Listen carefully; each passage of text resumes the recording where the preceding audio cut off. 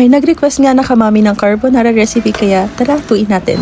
Itong recipe na to ay natutunan ko sa kaibigan ko nung college. One time kasi nag-overnight ako sa bahay nila tapos nakita ko kung paano siya magluto ng carbonara. Filipino style pero may Italian twist at sobrang nagustuhan ko. Simula noon, binago ko na rin ang style ko sa pagluluto ng carbonara. Ito yung ingredients: 250 gram na spaghetti, 1 pack bacon, 4 egg yolks, 2 packs ng all-purpose cream, parmesan cheese, black pepper, and salt. Simple lang yung ingredients pero trust me, sobrang creamy nito. Sobrang lasa dahil gawa ng maraming black pepper, parmesan cheese at bacon bits. Saute lang ulit natin ng konti yung bacon with butter at sarili niyang mantika. Lagay na natin yung all-purpose cream. Tapos patay na yung heat, palamigin lang ng konti. I-combine natin yung egg yolk mixture. Then buhayin ulit yung stove, lowest heat, mix lang. Tapos ilagay na natin yung al dente na pasta. For protein, nagluto din kami ng steak. Excited na kasi kaming matikman yung ribeyes na nabili ko sa Mrs. Garcia.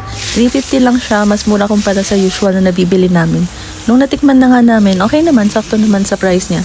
Ang kaso, medyo na-disappoint ako sa luto ko kasi naging well done siya. 2 minutes each side lang yung ginawa ko kasi almost 2 inch ang kapal. Ayun, bubble gum. Pero anyways, ang sarap ng carbonara. Pasado sa mag-ama ko, kaya sulit naman ang hugasin.